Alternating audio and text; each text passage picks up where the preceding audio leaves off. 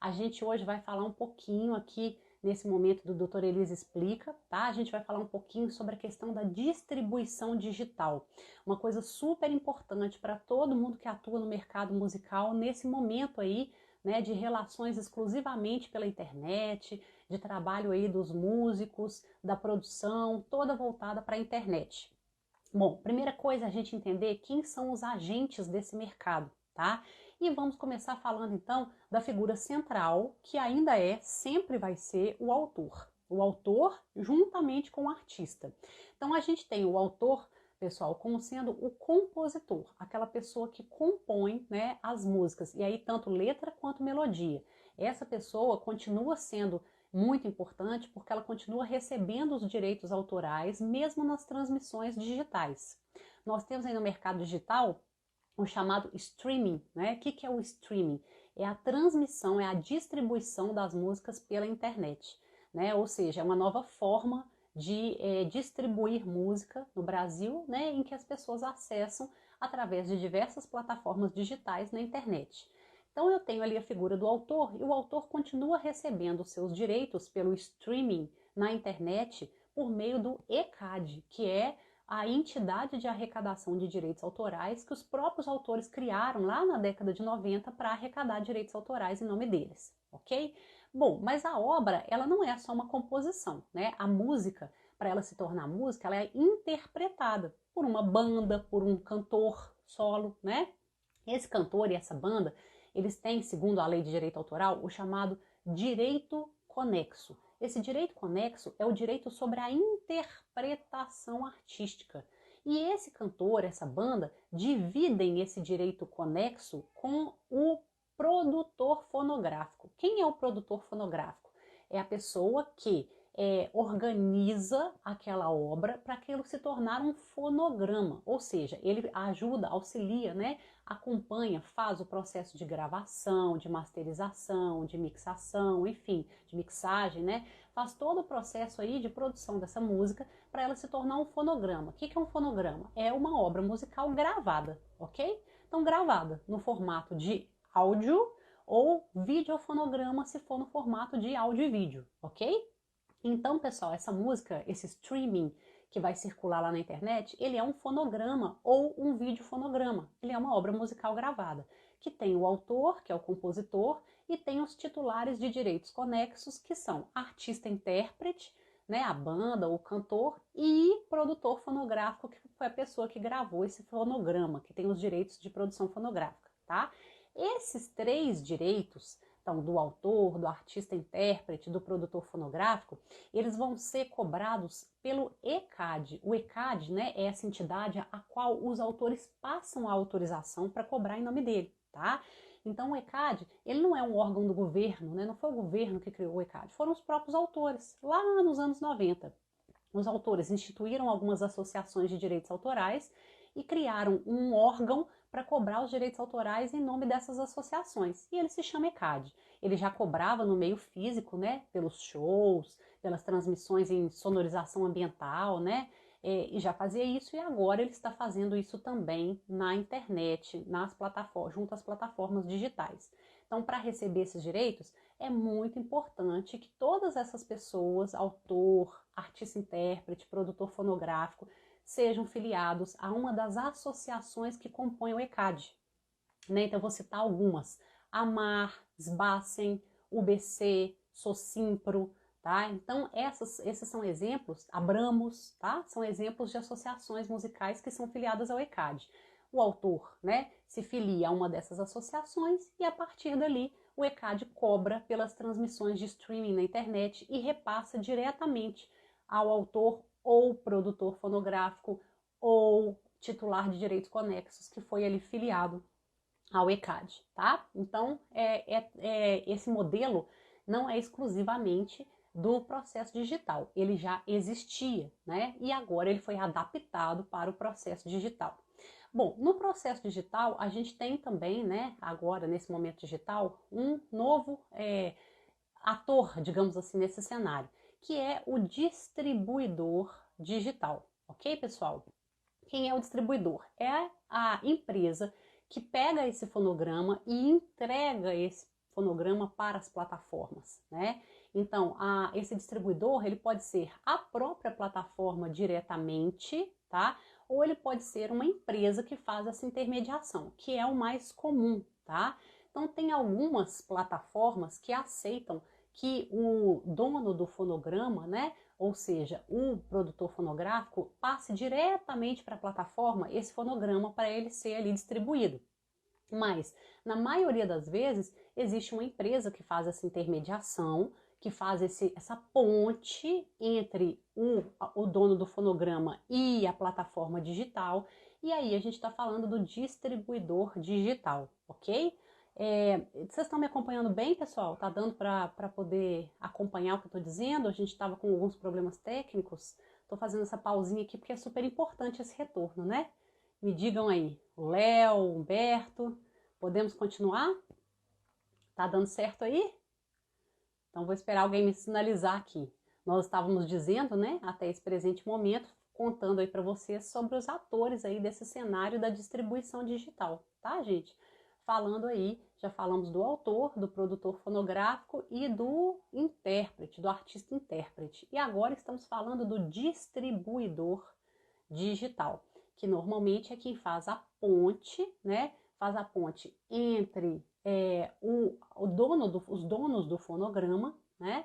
E a plataforma digital. Quando a gente fala dos donos do fonograma, que bom, o Humberto tá me dando um retorno aqui dizendo que o áudio tá bom agora, né? Quando a gente fala dos donos do fonograma, tá? A gente está falando do produtor fonográfico, já falamos, mas estamos falando também, né, do autor e do titular de direitos conexos. E aí eu digo para vocês o seguinte: esse mercado é um mercado tão profissional, né? Ele é tão organizado que não dá para o autor administrar isso sozinho, tá? Não dá para o autor fazer toda essa negociação. Então é muito comum que os autores passem esse direito para uma empresa que faz essa negociação em nome deles, que se chama editora musical. O que a editora faz? A editora é uma pessoa jurídica, tá? Que é constituída exatamente para administrar os direitos daquele autor. Então, aquele autor tem que fazer um contrato de cessão de direitos autorais para a editora, e a editora representa esse autor, tá? Em todas as negociações de direitos autorais, inclusive na negociação junto ao distribuidor digital. Então, ao invés do autor ir lá e dizer assim: olha, distribuidor, vai lá e distribui esse fonograma, entrega lá nas plataformas para mim, quem vai fazer isso é a editora musical. A editora vai dizer assim: olha, eu tenho um documento que me dá esse direito, né? Eu tenho um contrato em que o autor me cedeu todos os direitos e eu, editora, é que vou procurar o distribuidor digital, vou entregar os fonogramas para o distribuidor digital, por sua vez, entregar para as plataformas, ok? Então é assim que funciona a relação, né? É uma relação hoje bem profissionalizada. E é tão profissionalizada que as editoras também precisam ser cadastradas lá nas associações que compõem o ECAD, para que o autor receba os direitos autorais também. Então a editora tanto representa o autor nas negociações autorais, né, junto ao ECAD, quanto também representa o autor lá junto à distribuidora digital que vai pegar o fonograma e entregar lá na plataforma. Não sei se está claro, gente, isso tudo é um pouco complexo, né? Pode parecer complexo quando eu falo aqui, e é uma relação complexa mesmo, mas o objetivo aqui é simplificar isso ao máximo para que vocês possam compreender, né, com tranquilidade quem são esses atores desse cenário e poderem melhor se posicionar aí, né, na medida da necessidade aí de cada um, do papel de cada um, né? Eu sei que eu tenho pessoas que estão me acompanhando aqui agora que devem estar na posição de artista, outros na posição de produtor, ou mesmo de alguém que quer ingressar nesse mercado ou que tem interesse nesse mercado. Então é muito legal a gente conhecer quem são os agentes desse mercado, ok? Então, pessoal, fazendo uma recapitulação, tá? Para quem entrou agora, para quem está nos acompanhando, temos alguns atores nesse cenário da distribuição digital, tá? Os principais: autor, compositor de letra e ou melodia, tá? O titular de direitos conexos, chamado de artista-intérprete, que é a banda ou o cantor, tá? Ou seja, mais o produtor fonográfico, que é aquele que grava o fonograma, pega a música e transforma num fonograma, numa obra gravada, que pode ser de vídeo ou de áudio, né? Vídeo fonograma ou fonograma. Então essas 3 pessoas recebem pelo ECAD, via ECAD. E aí elas têm que ser cadastradas junto ao ECAD, ou elas mesmas, ou a editora musical, que pode deter os direitos do autor e do artista-intérprete, ok? Então a editora pode representar os autores nessa negociação aí, tá? Então esses são alguns dos personagens, dos atores desse cenário. Eles já existiam e agora eles estão funcionando também no meio digital. Quem são os novos, quem é o novo, grande novo agente aí, né? Os novos agentes? As plataformas digitais, que são os canais de distribuição mesmo da música, que fazem isso via streaming, né? Então o que é o streaming? É a transmissão pela internet dessa música. E temos então os distribuidores digitais, que são então empresas que pegam esses fonogramas com os autores ou editoras musicais e entregam para as plataformas, ok? Isso se faz, pessoal, via contrato. Tem que se fazer um contrato com esse distribuidor digital. E esses distribuidores digitais, eles têm várias formas de trabalhar, tá? Isso também está sendo regulamentado ainda, isso é um trabalho relativamente novo. Tem várias formas de trabalhar. E eu vou falar para vocês algumas das que são mais comuns da gente ver no mercado, tá? Então tem um distribuidor digital, por exemplo, tá? Que cobra um percentual sobre os valores apurados a título de streaming. Então, as plataformas pagam um valor X, né? Mensal, trimestral, semestral, cada plataforma paga de um jeito, tá? A gente chama isso de período de apuração. Elas já indicam de antemão qual é o período de apuração, de quanto em quanto tempo elas vão fechar os relatórios, né, de streaming, de transmissão digital, de direitos que foram apurados, de valores. E aí, muitas vezes, o distribuidor cobra um percentual sobre esse streaming, ou seja, sobre esses valores apurados e repassados pelas plataformas, tá? Então, essa é uma forma. E esse percentual varia muito. Cada distribuidor digital tem o seu percentual, tá? Pode ser 20%, 30%, 40%, 50%, tá? Vai depender do que o distribuidor digital oferece. Muitos oferecem um serviço de marketing junto, né? Fazem ali a distribuição e também o marketing, a publicidade, a propaganda daquele fonograma, daquele cantor, daquele músico, etc, tá? Nem todos trabalham desta forma, tá? Nem todos os distribuidores digitais cobram percentuais. Há distribuidores que cobram um valor fixo, isso é comum também, que o distribuidor digital cobre um valor fixo e ele faça simplesmente a ponte. Ele pegue aquele fonograma e entregue lá nas plataformas digitais. Essa é uma outra forma de trabalhar dos distribuidores digitais que é bem comum. Eu tô vendo aqui, pessoal, a presença da Aziza. Super agradeço, que bacana, Ziza, ter você aqui comigo, tá? A gente ainda não teve a oportunidade de se falar pessoalmente, mas sou sua fã, né? Então, pessoal, estamos aqui falando da distribuição digital, né? E aí, essa forma é uma forma que o distribuidor vai trabalhar, que ele vai fazer só a ponte, ok? Ele vai fazer a ponte entre, tá? Aquele autor do fonograma ou editora e a plataforma digital, tá? Vai fazer simplesmente a ponte, por isso ele vai cobrar um valor fixo, entregou lá na plataforma, tá ok. Essa é uma outra forma de trabalhar, tá? Tem uma outra forma de trabalhar que o autor ou a editora pegar esse fonograma e entregar direto na plataforma, ok? Tem algumas plataformas que aceitam essa forma, né? Tem a The Orchard, que é uma plataforma de streaming muito famosa, né? Ela é mundial, isso é bom que você saiba, as plataformas de hoje, né, digitais, elas são mundiais, tá? São mundiais. Então, assim, tudo que a gente distribui é distribuído para o mundo todo, o que é muito legal, né? A Ziza respondendo aqui, muito legal, Ziza, obrigada, tá? Então, é muito legal isso, porque antes a gente tinha uma limitação, né? A música, para ela chegar no exterior, por exemplo, era difícil, o artista tinha que fazer uma turnê, tinha custos, era difícil realmente fazer um CD, um DVD chegar no exterior, né? Hoje não. Hoje, quando você coloca a sua música lá na plataforma digital, você já está disponibilizando essa música para o mundo. A questão do mundo comprar ou não, da questão do mundo te ouvir ou não, é muito mais uma questão de marketing, de fazer o mundo conhecer do que o mundo poder ter acesso. Isso é muito legal, né? A plataforma digital, ela trouxe essa mundialização da música, da arte, da cultura. Então, pessoal, na hora de escolher qual vai ser a distribuidora digital que vai atuar, né, é muito importante que se saiba de todas essas possibilidades, né? A Talentos Produções, ela sempre acompanhou seus artistas, né? Ela sempre fez um trabalho de produção de shows, de produção de discos, né, de CDs e DVDs, e agora, nesse momento digital, ela tem, né, um braço, ela tem hoje uma outra empresa, né, uma empresa em conjunto, que atua em conjunto com a Talentos, um braço da Talentos, que atua nesse meio aí da distribuição digital. Então hoje, Léo e Andréia fazem esse trabalho de distribuição digital, são uma distribuidora digital, né, tem essa expertise e fazem essa ponte, então, entre os fonogramas que estão ali feitos, né, e o próprio mercado. A Léo também é produtora fonográfica, né, ela tem todo o registro de produção fonográfica, então ela também faz essa função, né? Então é legal que a gente saiba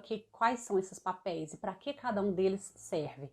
Então, na hora, gente, de contratar um distribuidor digital, é muito importante levar em consideração qual é o modelo de distribuição digital que ele faz.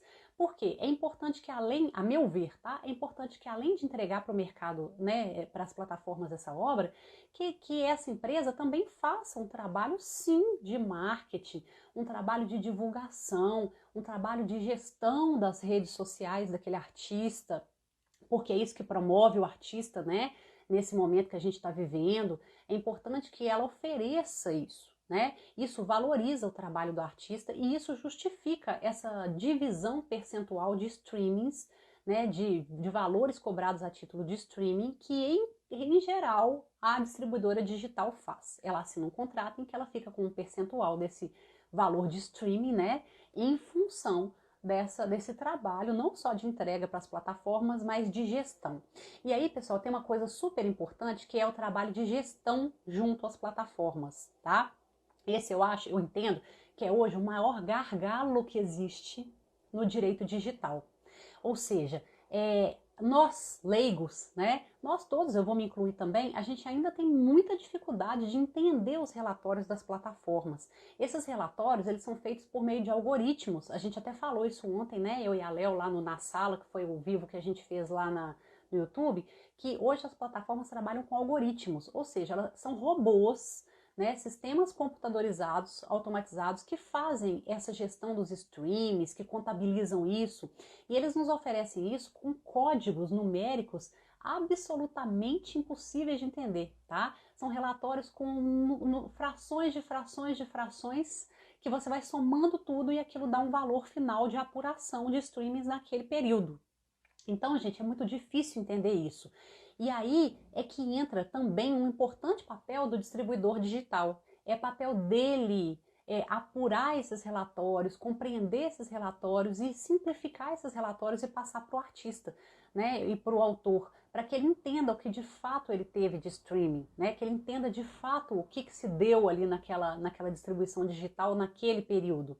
As plataformas ainda são muito fechadas, é muito difícil a gente conseguir um contato, conseguir uma revisão de planilha, ainda é um mercado assim, muito fechado. Como são empresas mundiais, né? O acesso a elas para discutir uma questão de distribuição digital não é fácil. Mas se não é fácil de uma maneira geral, nem para os distribuidores, que dirá para nós, né, pessoas comuns ou nós, autores e intérpretes, de maneira separada e independente. Então a gente precisa do distribuidor digital para comprar essa briga, digamos assim, em nosso nome, né, para estar ali supervisionando um serviço que está sendo oferecido para nós e que é remunerado, né? É um negócio, é business, né? Vocês vão falar assim, o que as plataformas ganham com isso tudo que elas fazem? Elas ganham milhões, né, de dólares em anúncio, publicidade, com grandes anunciantes que hoje utilizam esse espaço aí das plataformas para fazer suas propagandas enquanto os streamings estão acontecendo, tá? Então é um negócio, é business e é de gente grande, né? É de gente grande. Então a gente precisa estar bem representado lá para poder saber o que está acontecendo aí com as nossas obras, né? É um mercado importante esse aí, tá?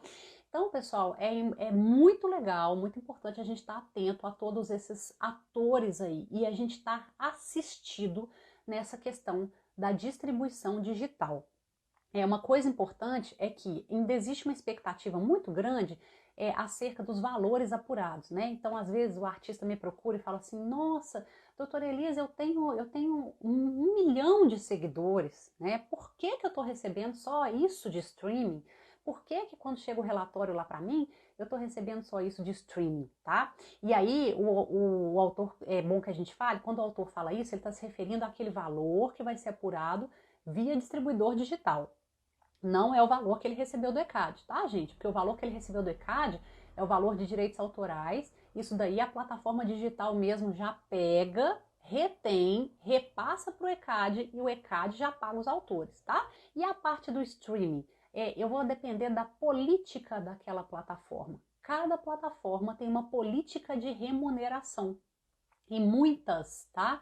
Levam em consideração também outros fatores, além do simples streaming, né? Tem a quantidade de views, tem o tempo de permanência da pessoa naquele canal, naquela página. Então tem várias estatísticas que a plataforma leva em consideração para poder realmente pagar o streaming, né? E isso tá lá. Se a gente lê nas plataformas isso, a gente acha. Só que são uns textos enormes que estão lá colocados bem no cantinho, que é a política de uso, né? É a política de privacidade, é a política, os termos de uso daquela plataforma.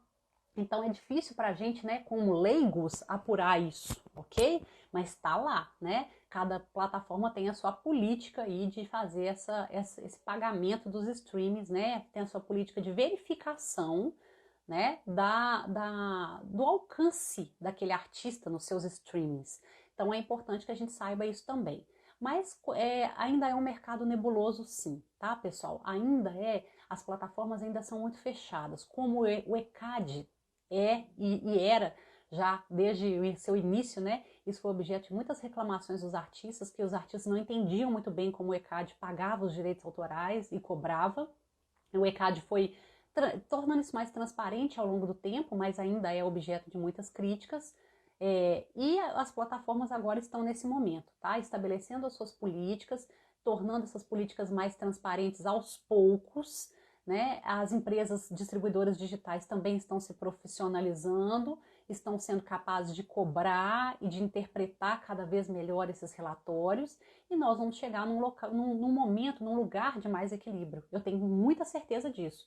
Mas isso vai acontecer na medida em que a tecnologia evoluir, que o direito evoluir para acompanhar, que as pessoas se informarem, que as empresas se profissionalizarem, né? As editoras musicais estejam mais preparadas para esse momento digital, os distribuidores digitais trabalharem de maneira mais profissional. Então as coisas vão se assentando, né? A gente tem que ir acompanhando esse mercado. É um mercado muito novo para todo mundo, super desafiador.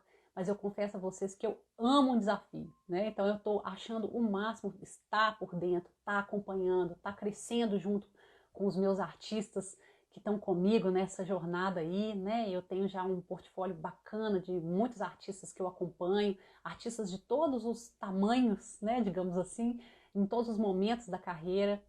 Adoro trabalhar com artistas iniciantes também, porque eu acho que a arte ela precisa crescer, se expandir, chegar ao mundo todo, né? Esse é o papel da arte, é levar a mensagem que ela precisa levar ao mundo, né? E sou uma grande admiradora mesmo da música, né? Da música católica. Então, enfim, estou aqui para isso, né? Para a gente compartilhar essas informações aí. Sempre que surgir uma novidade, eu vou estar aqui no Doutor Elise Explica falando para vocês. Tô nas minhas redes sociais também, né? Se vocês puderem me seguir, me acompanhar lá, tem sempre conteúdo novo lá também, tá? É elis.adv.br.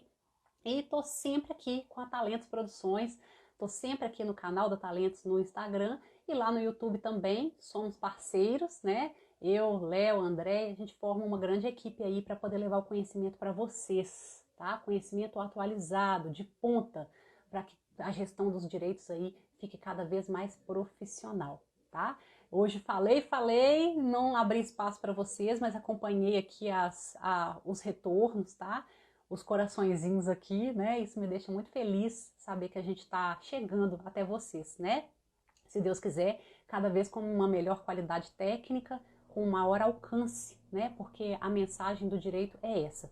Eu acredito de verdade que o direito ele pode ser simples, ele pode ser acessível, ele pode atender às necessidades das pessoas, ele pode ser usado como uma ferramenta de cidadania, de empoderamento, e é isso que nós vamos fazer aqui no meio artístico, tá? Vamos formar artistas empoderados juridicamente, empresas éticas, empresas conscientes do seu papel, empresas socialmente responsáveis, né? Juridicamente corretas, né?